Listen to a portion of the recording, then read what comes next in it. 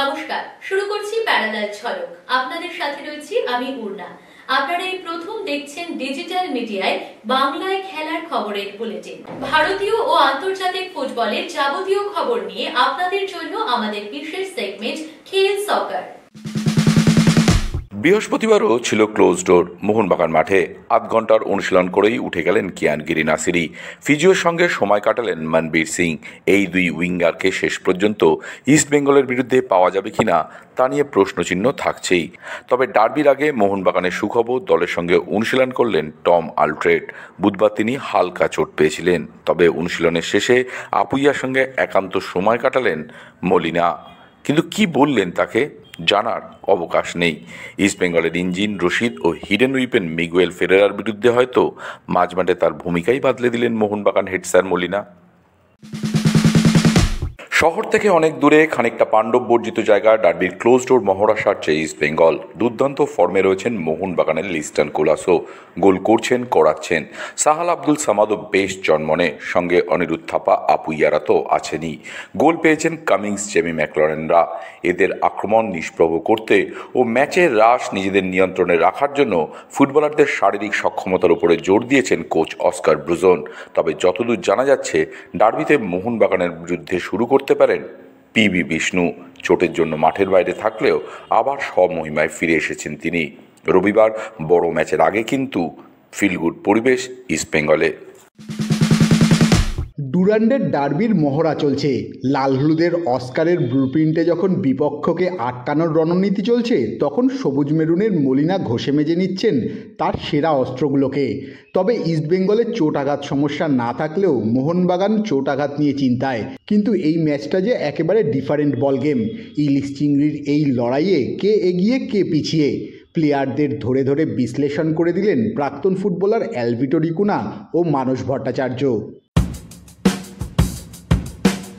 Derby ম্যাচে কেউ কিন্তু আগে পিছে থাকে না, আর ডার্বি ম্যাচ সবসময় 50-50 ম্যাচ হয়।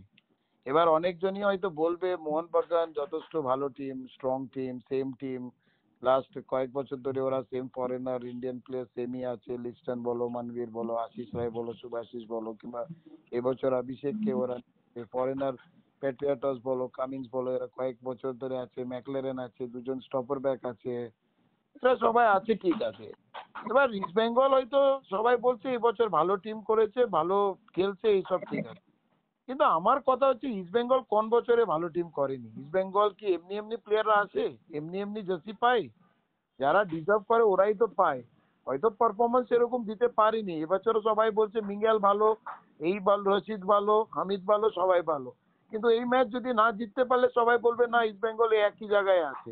এরা নতুন হলে কি আছে, এরা এক্সপিরিয়েন্স প্লেয়ার, এরা বড় লিগ খেলেছে। হয়তো ডার্বি সেরকম খেলেনি, ইন্ডিয়ান ডার্বি যেমন আছে, কিন্তু নিশ্চয়ই ওরা কোনো না কোনো জায়গায় একটা ভালো ডার্বি ম্যাচ খেলেছে, কিংবা যথেষ্ট বড় ম্যাচ ওরা খেলেছে। তো আশা করছি এরা এরা ভালো পারফরমেন্স দেবে আর ইস্ট বেঙ্গলকে জিত দিলা দেবে। মোহনবাগান অনেক তৈরি দল, মোহনবাগানের সব খেলোয়াড়রাই আছে,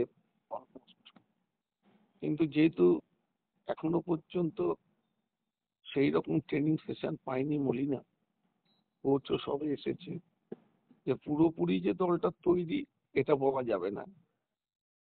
মোহনবাগানের 3টে ম্যাচ আমরা দেখে নিয়েছি, ইস্টবেঙ্গলেরও 3টে ম্যাচ দেখেছি।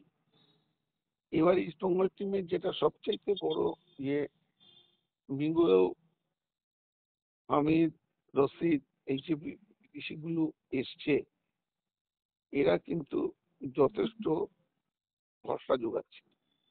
তবে আমি বলবো এখনো পর্যন্ত সেই রকম কড়া প্রতিদ্বন্দ্বিতার মুখোমুখি দুটো দলই হয়নি, যেটা 17 তারিখ হতে চলেছে। দেখো, ইস্টবেঙ্গল মোহনবাগান কোনো সময় আগ বাড়িয়ে বলা যায় না, বলা সম্ভব না। তবে মোহনবাগানের বাঁ দিকটা যেটা একটা দুর্বলতা ছিল, সেই জায়গায় নতুন যে প্লেয়ারটি খেলছে এ কিন্তু যথেষ্ট আস্থা যোগাচ্ছে আমি বলবো, এবং ব্যাকটা ভালো।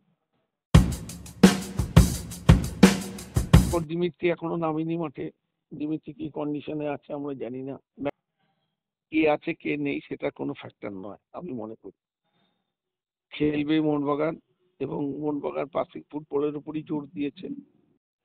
দুটো দলই কাছাকাছি রয়েছে, খুব যে পিছিয়ে আছে কেউ এটা বলা যাবে না। ম্যাচ কিয়ান নাজরি, মনবীর সিং, আলরেড কিংবা তোমার দীপেন্দু এরা কেউ খেলেছে? তাতে কি ওরা 5-1 গোলে জিতেনি? ইস্ট বেঙ্গল কিংবা মোহনবাগান দলে আমার মনে হয় না কয়েকটা প্লেয়ারের উপরে টিম কিন্তু ডিপেন্ড করে। ইস্ট বেঙ্গল মোহনবাগান দল হচ্ছে বড় দল, ওরা কয়েকটা প্লেয়ারকে রিপ্লেসমেন্ট হিসাবে নিয়ে নেয়।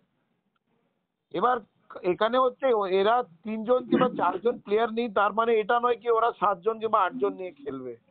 এটা তো 11v11 ম্যাচ হবে। এই এই কিছু মানে প্রবলেমস গুলো ইস্ট বেঙ্গলই ফেস করেছে লাস্ট ইয়ার। তাহলে কি ইস্ট বেঙ্গল কোনোদিন বলেছে আমাদের এই প্লেয়ারের চোট হলো, ওই প্লেয়ারের চোট হলো বলে আমরা সুপার সিক্সে আমরা যেতে পারিনি কিংবা আমরা ডিউরেন্ট কাপ ফাইনালে উঠতে পারিনি? Injury is a part of life. ইনজারির জন্যই তো অনেক প্রত্যেক পজিশনে তুমি দেখবে রিপ্লেসমেন্ট নেওয়া আছে। তো কে আছে কে নেই তার আমার মনে হয় না, আমার মনে হয় এগুলো তো একটা এক্সকিউজ।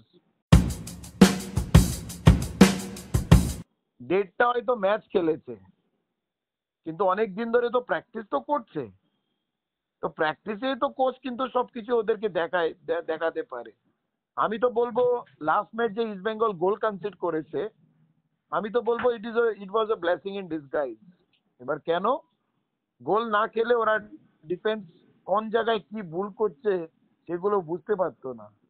ওই ম্যাচে গোলটা খেয়েছে বলে কেভিন কোন জায়গায় দাঁড়ানো ছিল, আনওয়ার কোথায় দাঁড়িয়েছিল, এইগুলো কোচ হয়তো নিশ্চয়ই রিকভারি করবে কিংবা হয়তো করছে লাস্ট কয়েকটা প্র্যাকটিসে।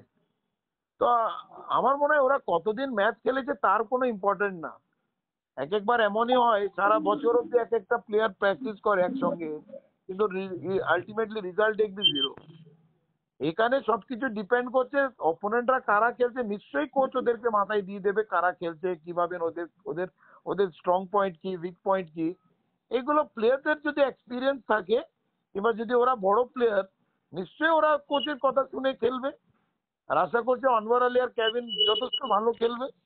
এবার এখানে কি হয়, হয় ডিফেন্ডাররা হিরো হবে, না হলে স্ট্রাইকাররা হিরো হবে। তোমার এবং কেভিন ওদের যে ডিফেন্স, সেই দুজন ম্যাকলারেন এবং কামিন্সদের ঠিক মতো নজর করতে পারবে কিনা। সবে প্র্যাকটিস আরম্ভ করেছে ঠিকই, তবে ওরা এটা বড় ম্যাচ, ওরা বুঝে গেছে এই ম্যাচটা আসল ম্যাচ, সুতরাং ওরা ওদের সেরা দেওয়ার চেষ্টা করবে। ইস্ট বেঙ্গল কোচও খুব কনফিডেন্ট, ওদের কর্মকর্তারা খুব কনফিডেন্ট। এটা থেকে বোঝা যায় যে ওরা দলটাকে কতটা মোটিভেটেড করার চেষ্টা করছে। খেলাপার তো ছিল একটা সময়, এখন কি সেই আছে সেটা বললে হবে না। কবে সে খেলেছে, কি করেছে, অত ভাবলে হবে না। ইস্ট বেঙ্গল কিন্তু আমি তোমায় বলছি এবারে কিন্তু খুব মানে খারাপ ওদের বলা যাবে না। ওরাও কিন্তু 12টা গোল করে ফেলেছে 3টে ম্যাচে। একটা গোল ওরা হয়তো বিপক্ষে খেয়েছে, কিন্তু ওদের খেলার মধ্যে একটা বাদুনি আছে। টিমের এগেনস্টে খেলেছে সেই কিন্তু সব মানে আন্ডাররেটেড টিম, সাউথ ইউনাইটেড বলো, নামদারি বলো কিংবা তোমার নেভি বলো। এবার আসল টেস্ট রশিদের কিংবা মিঙ্গেলের শুরু হবে 17 তারিখ থেকে।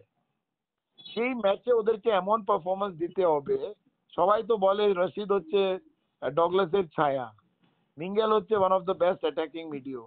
কিন্তু সেদিন যদি ওরা কোনো কিছু যদি না করতে পারে, কারণ হচ্ছে মিঙ্গেলের পাশে দাঁড়াবে আপুয়া, তোমার রশিদের পাশে দাঁড়াবে আব্দুল সামাদ হয়তো, কিংবা অন্য একজন কোনো জেসন কামিংস হতে পারে কিংবা অন্য কেউ হতে পারে।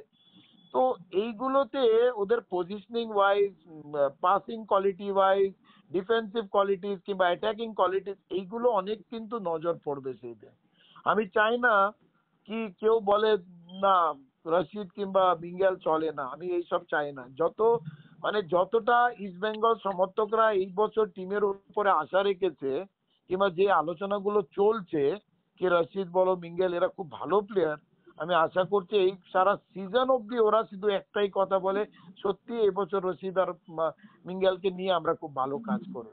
নাহলে কি হয়, একটা বড় ম্যাচ কিংবা কোনো একটা ম্যাচ যদি হেরে যায়, আবার কিন্তু ওই একই ডায়লগ শুনতে পাই, না ইস্ট বেঙ্গল কিন্তু এক জায়গায় আছে। সো রশিদ কিংবা মিঙ্গেল এদের বোঝা উচিত এই জার্সির ওয়েটটা কত আছে। পারবে কতবার আইএসএল তো এর থেকে ভালো ভালো খেলোয়াড়দের ফেস করেছে। এবার অনিরুদ্ধ থাপাকে আমার প্রথমদিন ভালো লেগেছে। অনিরুদ্ধ থাপা এবং আপুইয়া মাঝমাঠে কিন্তু একটা বড় ফ্যাক্টর হবে, এটা মাথায় রাখতে হবে। ওরা তো গতবারও তো আইএসএল এ বড় বড় সব বিদেশিদের বিরুদ্ধে খেলেছে, তো সুতরাং ওটা নিয়ে কোনো ব্যাপার না। মিগুয়েলরা কেমন খেলে সেই দিকে আমাদেরও চোখ থাকবে। প্রথম বড় ম্যাচ, কে কোন ধাঁচের খেলোয়াড়, কতটা কে নিজেকে মেলে ধরতে পারে তার দিকে আমাদের নজর থাকবে।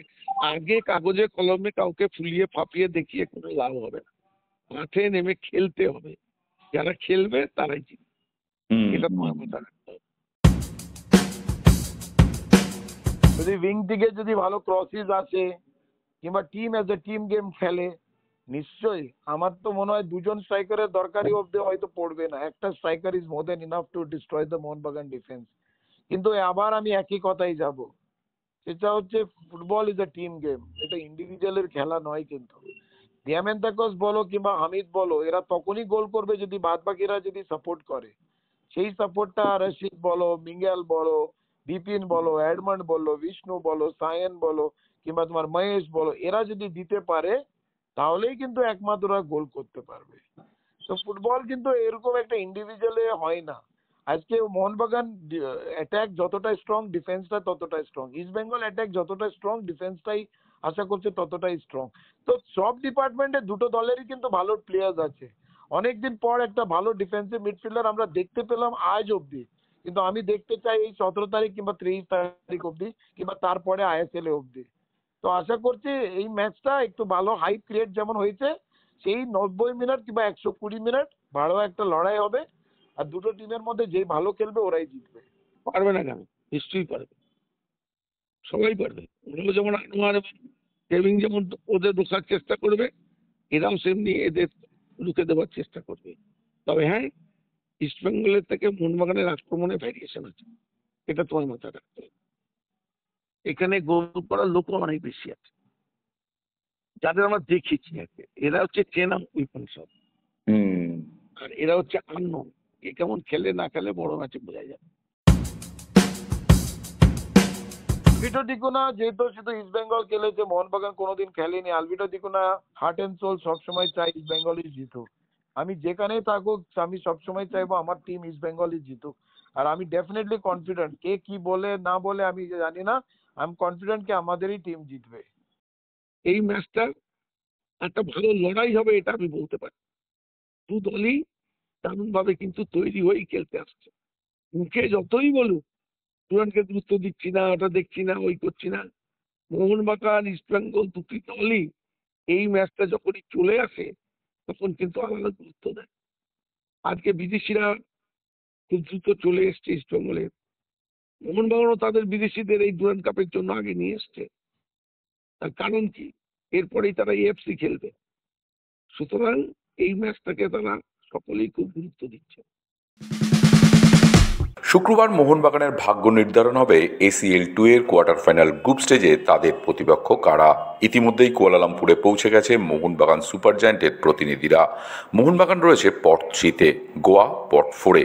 ACL 2 এর যোগ্যতা নির্ণয় ম্যাচে ওমানের আলসিপকে 2-1 গোলে পরাজিত করে গ্রুপ স্টেজে জায়গা করে নিয়েছে FC গোয়া। মোহনবাগানের সঙ্গে শুক্রবার লটারি, সেখানেই ঠিক হবে মলিনাদের প্রতিপক্ষ। 31শে আগস্ট সামার উইন্ডো ক্লোজ, তার আগে রাইট উইং ব্যাক নিতে চায় ইস্টবেঙ্গল।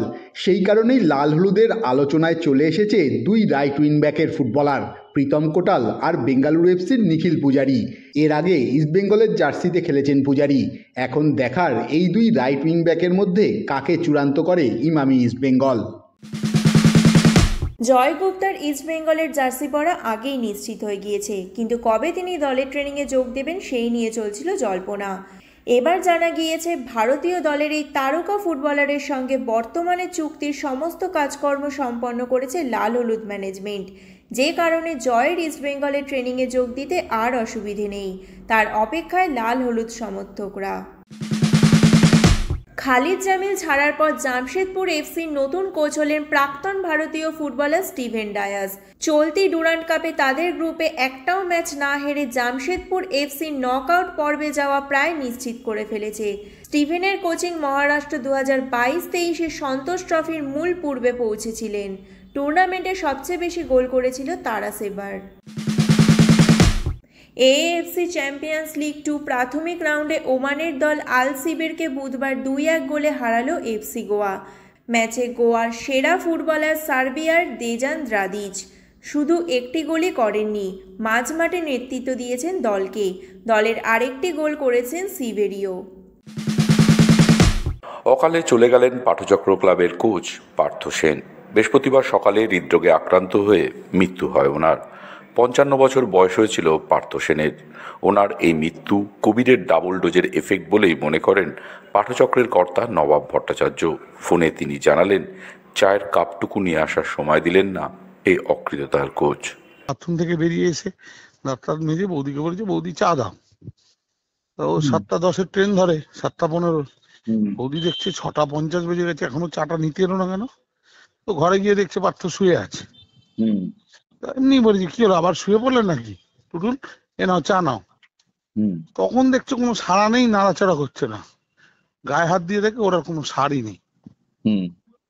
পার্থ সেন চলে গেছে।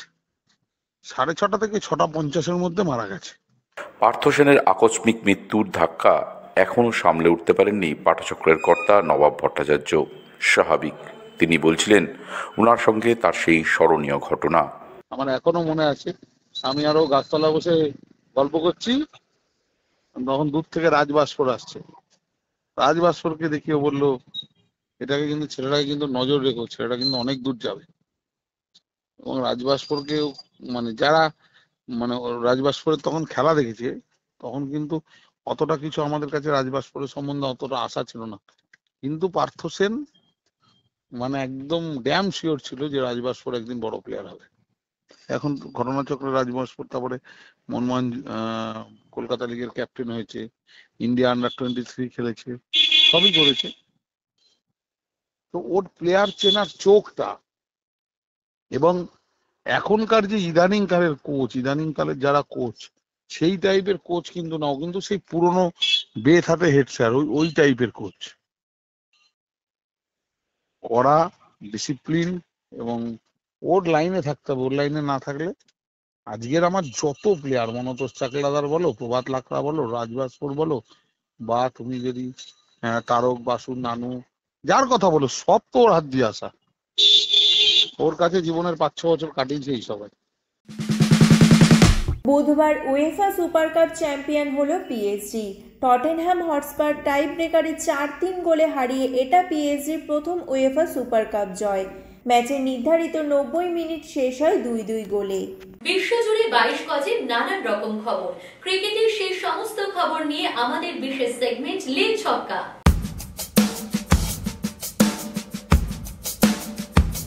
গত আইপিএলে এলএসজির মেন্টরে থাকা জাহির খানের সঙ্গে সম্পর্ক ছেদ হচ্ছে ফ্র্যাঞ্চাইজির। টাইমস অফ ইন্ডিয়ার প্রতিবেদনে বলা হয়েছে, গত মাসে জাহিরের সঙ্গে 1 বছরের চুক্তির মেয়াদ শেষ হয়েছে লখনৌয়ের। জানা গিয়েছে এলএসজির কর্তৃপক্ষ তার সঙ্গে চুক্তির মেয়াদ আর বাড়াতে চাইছে না। বাগদান সারলেন সচিন তেন্ডুলকরের ছেলে অর্জুন তেন্ডুলকর। পাত্রী সানিয়া চন্দক মুম্বাইয়ের বিশিষ্ট ব্যবসায়ী রবি ঘাইয়ের নাতনি। দুই পরিবারের ঘনিষ্ঠ আত্মীয় বন্ধুদের উপস্থিতিতে এই বাগদান সম্পন্ন হয়। 25 বছরের অর্জুন বাঁ হাতি pace bowling allrounder. Sania Chandak সাধারণত জনসমক্ষে খুব একটা আসেন না। ঘাই পরিবারের আতিথেয়তা ও খাদ্য শিল্পে সুপ্রতিষ্ঠিত নাম।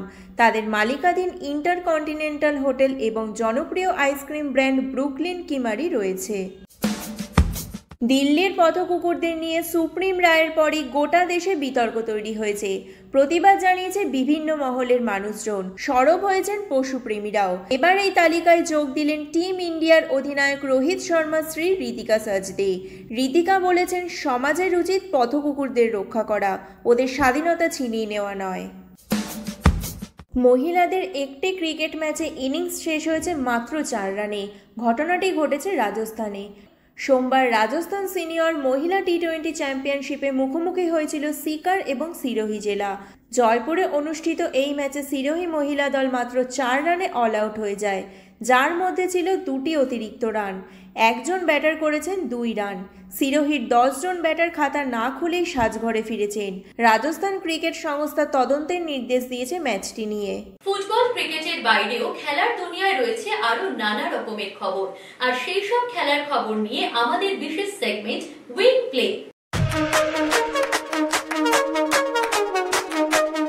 প্রয়াত হলেন হকি কিংবদন্তি ভেসপেজ। বৃহস্পতিবার ভোররাতে শেষ নিঃশ্বাস ত্যাগ করেন এই অলিম্পিক্স ব্রোঞ্জ পদকজয়ী হকি তারকা। বয়স হয়েছিল ৮০ বছর। মিউনিক অলিম্পিক্সে ব্রোঞ্জ পদকজয়ী ভারতীয় হকি দলের সদস্য ছিলেন তিনি। হকি কিংবদন্তি হিসেবে জনপ্রিয় হলেও ক্রিকেট, ফুটবল এবং রাগবি খেলাতেও ওনার আগ্রহ ছিল। টেনিস তারকা লিয়েন্ডার পেজকেও খেলাধুলোর বিষয়ে শুধু উৎসাহ নয়, সহযোগিতাও করতেন। ওনার মৃত্যুতে ভারতীয় খেলাধুলোয় নেমে আসে শোকের ছায়া। ৪৫ বছর বয়সে ইউএস ওপেনে খেলতে চলেছেন ভেনাস উইলিয়ামস। শুধু সিঙ্গেলস নয়, ডাবলসেও খেলবেন তিনি। ১৯৮১ সালে ৪৭ বছর বয়সে ইউএস ওপেনে খেলেছিলেন রিনি রিচার্ড। তারপর এত বছর বয়সে গ্র্যান্ড স্ল্যামে খেলতে চলেছেন ভেনাসি। খেলার দুনিয়ায় শোনা যায় নানা রকমের মন্তব্য, আর সেই সব মন্তব্যের কোলাজ নিয়ে আমাদের বিশেষ সেগমেন্ট থ্রো ইন। বিকল্প হিসেবে ডেওয়াল্ড ব্রেভিসকে নেওয়ার দৌড়ে অনেক দল ছিল, কিন্তু তার বেস প্রাইস বেশি থাকায় তাকে দলে নেয়নি কেউ। এক্ষেত্রে অনেক সময় প্লেয়াররা দলের কাছে প্রস্তাব দেয় হিসেবের বাইরে টাকা দিতে, তাহলে সেই প্লেয়ার পরের মরশুমেও থাকবেন। ব্রেভিসকে বাড়তি টাকা দেওয়ার জন্য চেন্নাই তৈরি ছিল, তাই তাকে দলে নিয়েছে। সাদা বলের ক্রিকেটে রোহিত অসাধারণ ক্রিকেটার, কিন্তু টেস্টে সে বছর ওর গড় ছিল মাত্র ৬। আমরা নিজেদের মধ্যেই বলাবলি করছিলাম যে অধিনায়ক না হলে দলে জায়গাই পেত না, এটাই সত্যি। প্যারালাল ঝলক আজ এ পর্যন্তই। খেলার দুনিয়ার সেরা প্যাকেজ নিয়ে দেখতে থাকুন প্যারালাল ঝলক প্রতিদিন রাত ১০টায়।